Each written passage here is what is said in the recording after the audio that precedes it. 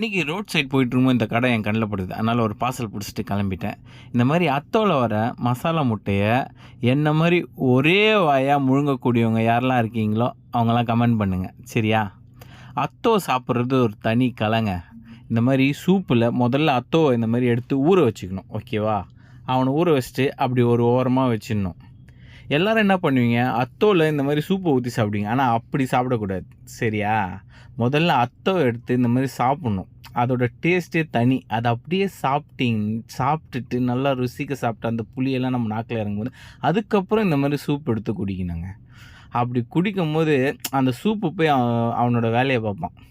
அது அப்படியே தரமாக இருக்கும் அந்த சூப்போட.